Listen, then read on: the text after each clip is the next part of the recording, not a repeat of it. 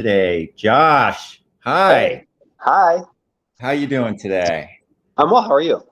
Good, good. Thank you so much for joining me. Everybody, this is, if you haven't met Josh, this is Josh Snyder-Hill with us today. Josh is originally from Indiana uh, and then Cleveland, and he made his way to Columbus, thank goodness, back when you were working for Key Bank. And you work for quite a few folks, I noticed. I went to your LinkedIn profile, Alliance Data, Capital One, OSU, and now you're with the company formerly, it's called WW, formerly known as Weight Watchers, Yep. right? Yeah. Wow, that must be interesting. Um, but I know you because you have been a really big activist in the LGBTQ community, very visible out there with Freedom to Marry. And I remember when you did the big marriage ceremony went down to Washington, D.C., which I'm sure you'll talk about with a group. And that was a big deal. Made a lot of headlines, but you've been really very visible. And then, of course, I crossed paths with you when you were on the Stonewall board, and we had some fun times. Yeah. We had some fun times. So I really appreciate you joining me. I am going to. This is for you to kind of share your values and superpowers. So we made a little slide.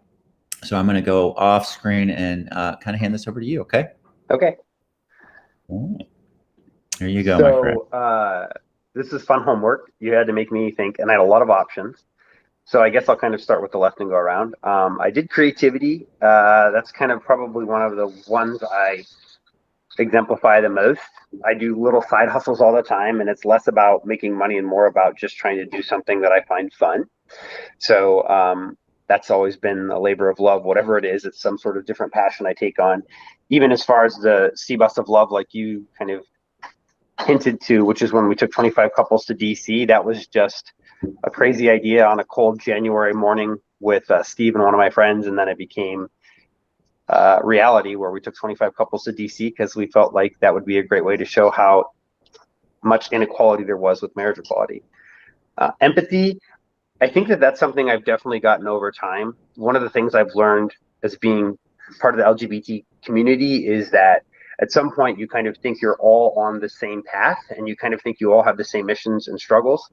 And I would say with working on the Stonewall board, with meeting all the great people that we've met whenever we go to events, I've learned that that's something that you just have to kind of continually grow and expand on.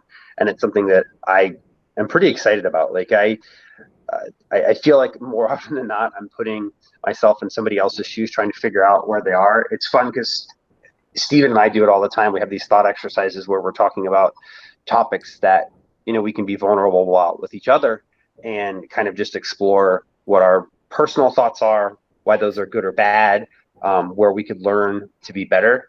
And it's just a fun conversation that we have. Optimism is just probably too much. My husband would say it's probably expressed or utilized a little bit too much. I'm always thinking that the good is going to come out in the end. The good news is that Steve just said that in the background. Like when we did the Sea Bus of Love, we had a big shortfall in the funds that we needed in order to be able to get the couples there, and we had a big event coming, and I'm like, we're going to make it. And the person who was throwing the event, Nina West, said, we've never made that much money in an event. Well, she told me the max they made, and that was how much we needed. And I was like, we'll get there. We'll make it happen. It's going to be good. And everyone was at the table figuring out, like, well, what are we going to cut? I'm like, no, we'll worry about what we got to cut when that's done. And harmony, I kind of use that because in some of these pictures, I actually have friends that we don't necessarily connect with right now. COVID's caused stressors and things like that.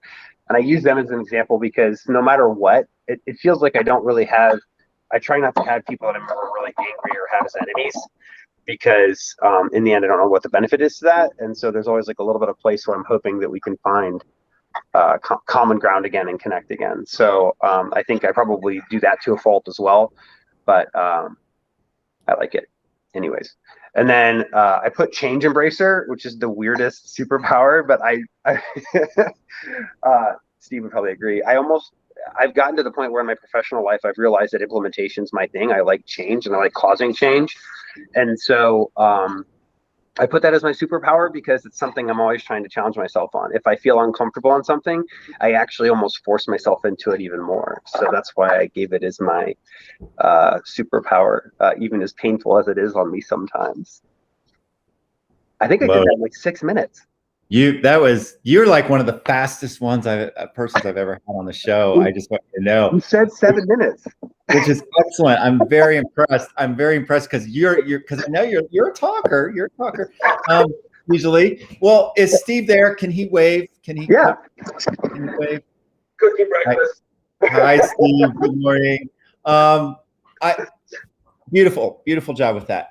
Thank you. Love change embracer.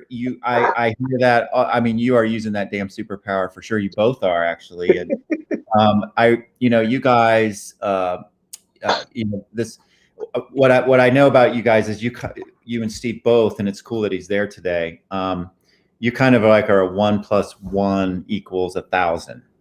So you both are making huge change individually, and then together as a couple, it's also amazing as to what you both have done kind of together, which is really cool. And it's really made a difference, as you know. And I really appreciate, Josh, is that you both have been incredibly visible. You haven't been afraid to get out there and lead, and put yourself in some vulnerable situations, of course, right? I remember seeing you at a protest against National Organization for Marriage, I think, Yeah. years ago, and you were out there protesting those folks. But both of you, you are a frontline person. You're there where the action is, making a difference, living those values, which is really cool. I also like the harmony one that you chose. A neat value to look for harmony in situations, to kind of try to find what you have in common with some other folks. So thank you.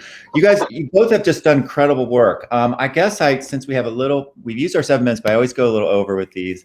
And I just spent 2 minutes talking. So, but just tell me as you look forward, because you've done so much in the past, and you guys are both of you are pretty young, really.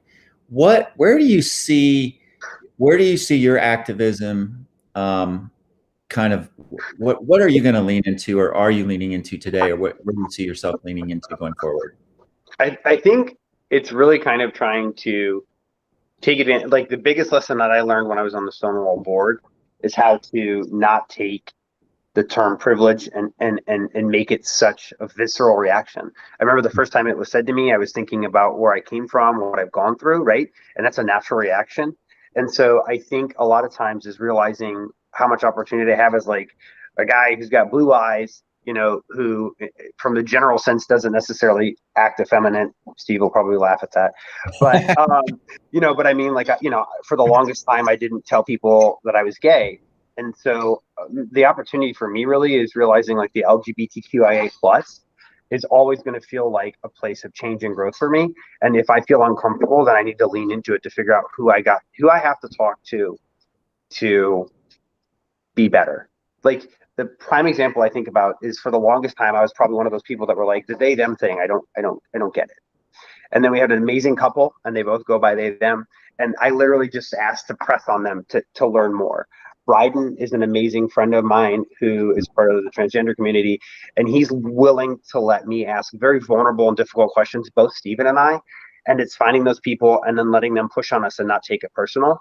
And so I think it's figuring out how to for us not to stop the fight just because we feel like we've gotten our traction, because you already see things try and slide backwards. And so it's realizing that pushing for equity for all begins to kind of make people realize like this is not as big a deal as we thought. I'm making it a bigger deal than it is, right? So much so that we make really silly things the problem now, because we're starting to realize treating each other like equals isn't as painful as we make it.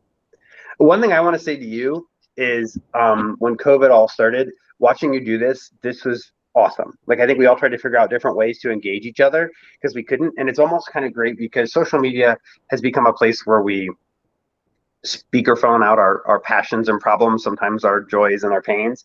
And so figuring out ways to engage each other is actually neat. And I'm on TikTok. It's embarrassing to say that, but we figured out different ways to kind of like push our message out. And I hope that we're all kind of like learning how to talk and speak to each other in a more respectful manner. I know people still fight, but I do feel like we're all kind of figuring out new ways to engage. And I think that there's the optimism in me. There's real opportunity in this. I think it's exciting. So I love.